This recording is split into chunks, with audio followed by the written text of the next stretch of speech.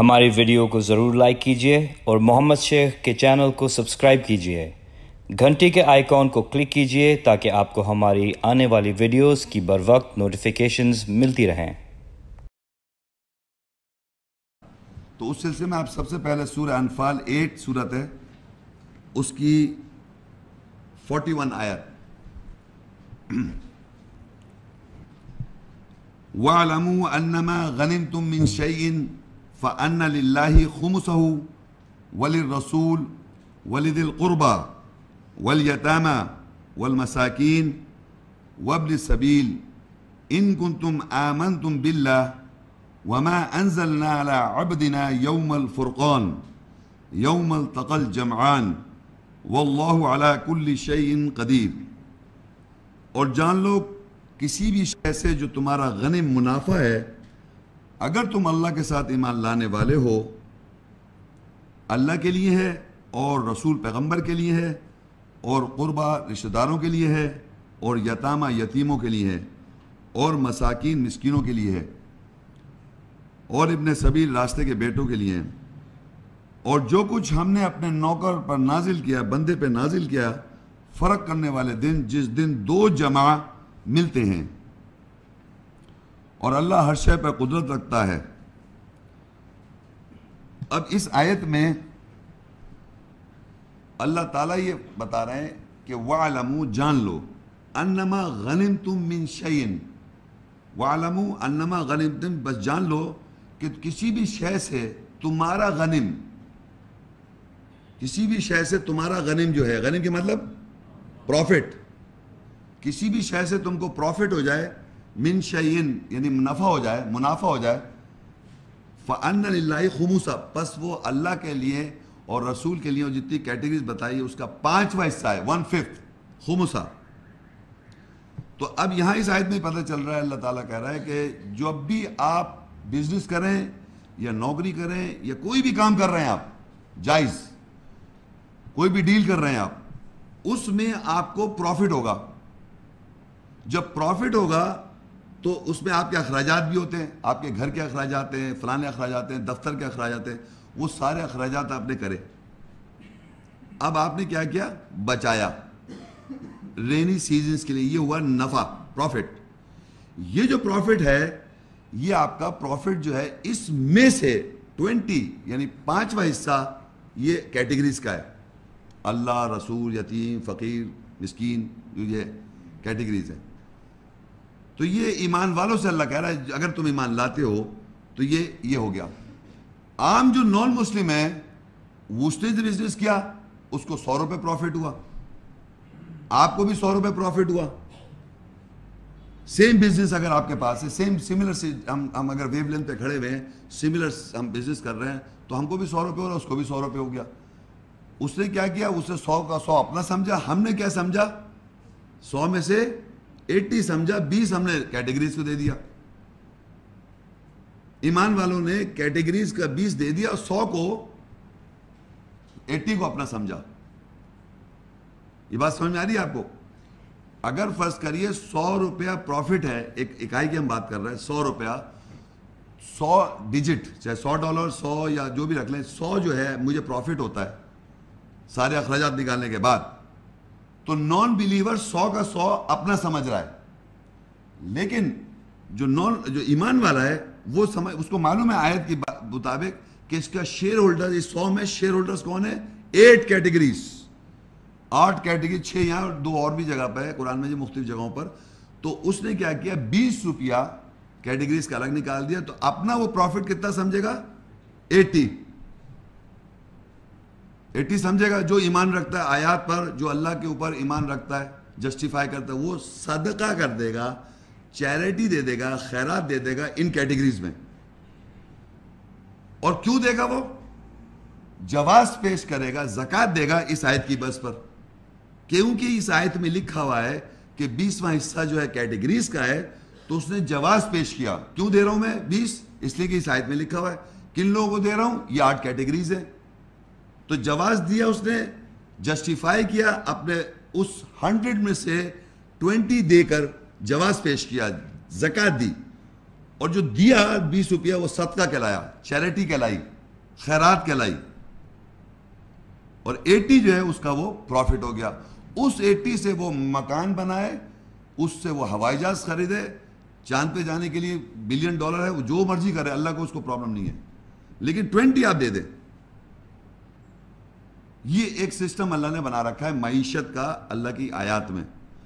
اب فرض کریے یہ آدمی اگر نہیں دے گا ایمان والا, تو یہ اس کے پاس کیا کہلائے گا؟ آپ بتا سکتے ہیں آپ میں سے کوئی وہ کیا چیز کہلائے گی؟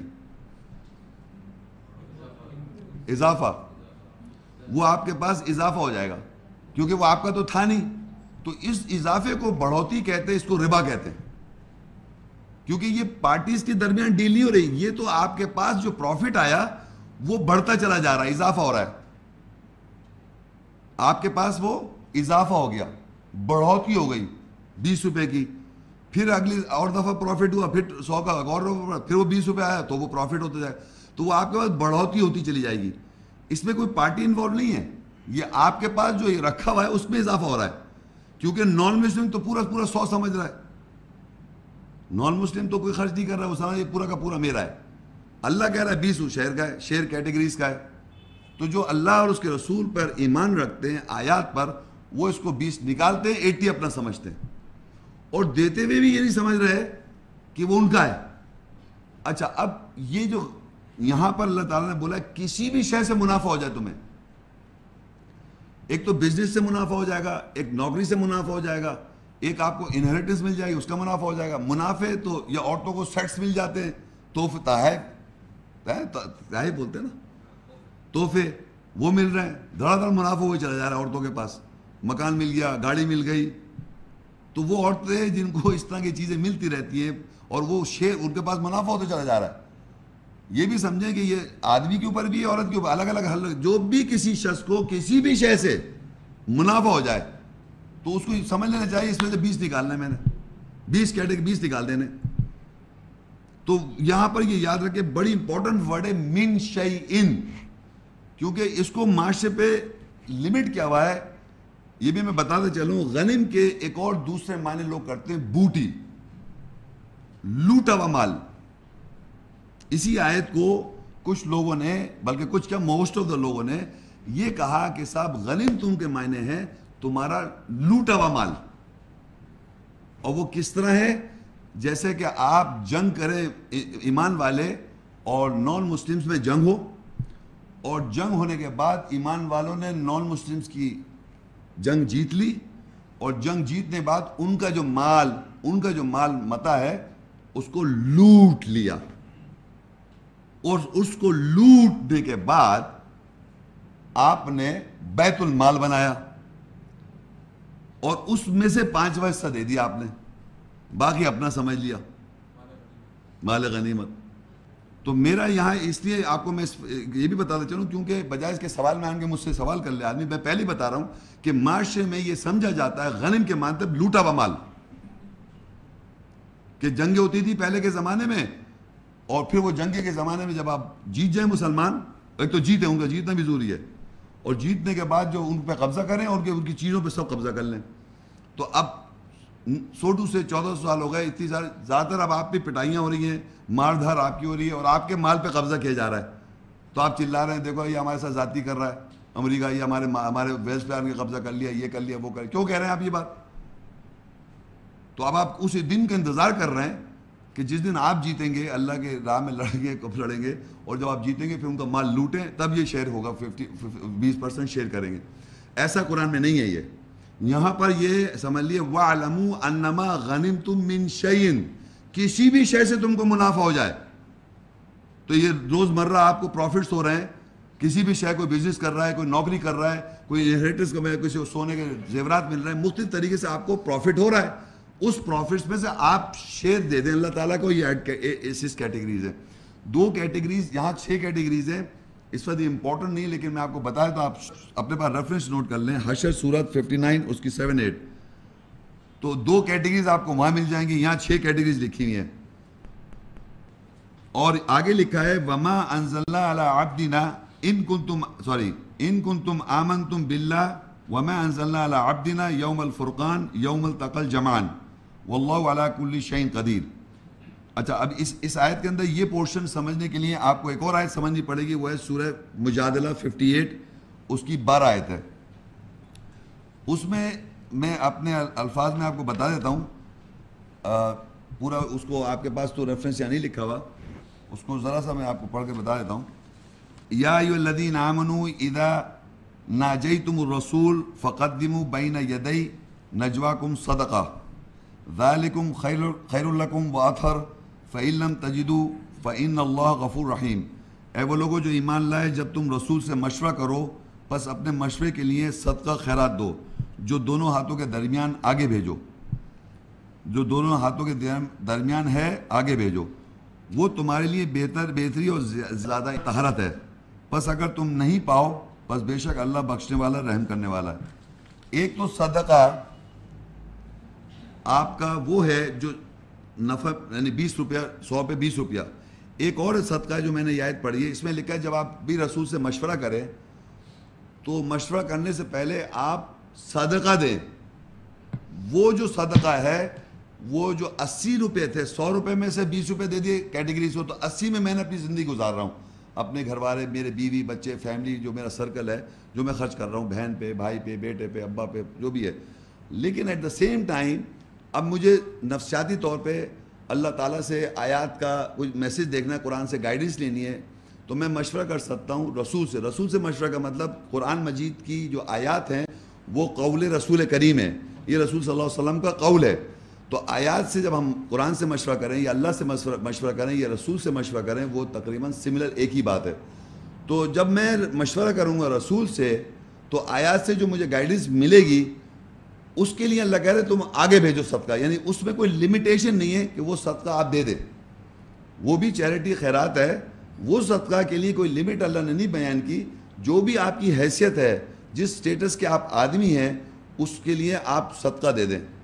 یعنی وہ اماؤنٹ جو کہ آپ مشورہ کر رہے ہیں آیات سے گائیڈنس کے طور پہ, جو آپ کو مشورہ ملے کہ اس کی گائیڈنس پتہ چلے, تو جو آپ کو اس سے فائدہ ہوا آپ نے اللہ کا بلکہ مشورہ سے پہلے ہی دے دو.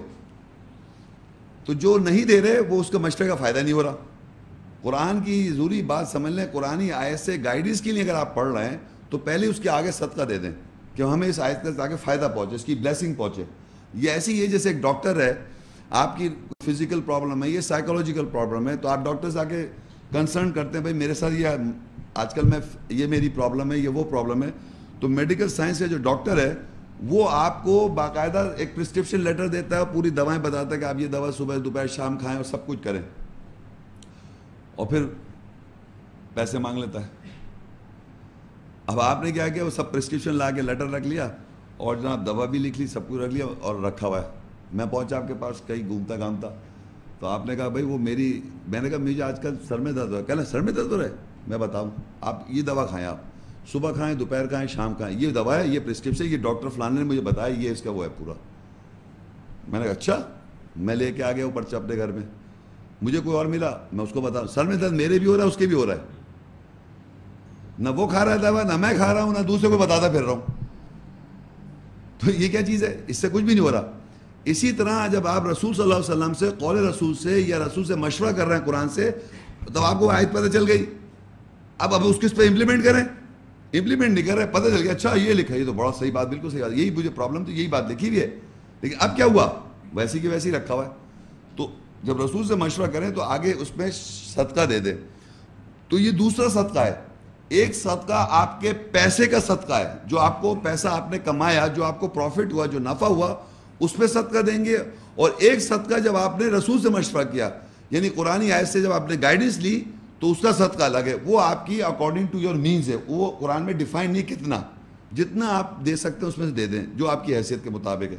تو یہاں دیکھیے اس آیت میں جو میں بتانا اس لیے چاہ رہا تھا, یہاں لکھا ہے وَمَا أَنزَلْنَا عَلَىٰ عَبْدِنَا يَوْمَ الْفُرْقَانِ يَوْمَ الْتَقَى الْجَمْعَانِ وَاللَّهُ عَلَىٰ كُلِّ شَيْءٍ قَدِيرٌ. اور ہم نے نازل کیا اپنے بندے کے اوپر فرق کرنے والے دن, ڈویژن والے دن, جب دو جمع ملتے ہیں, دو جمع ملتے ہیں. واللہ علی کل شیء, اور اللہ ہر شے پر قدرت رکھنے والا ہے. اب دو جمع مل رہے ہیں, ایک جمع کون سا ہے, ایک لوگوں سے, بستی کے جو لوگ ہیں ان میں سے لوگ جو دے رہے ہیں اپنے اپنے پروفٹ میں سے 20 وہ جمع ہو رہا ہے رسول کے پاس، اور ایک جو مشورہ کر کے دے رہے ہیں وہ جمع ہو رہا ہے. یہ دو جمع مل رہے ہیں. سمجھ میں آ رہی بات میں کیا کہہ رہا ہوں؟ یعنی ایک وہ جمع جو کہ ہر آدمی دے رہا ہے. یہ بھی میں بتا دوں اگر آپ کو آیت یہ کہاں لکھا ہوا ہے، یہ بھی قرآن میں لکھا ہوا ہے سورہ، میں نے آیت پڑھی نہیں ہے،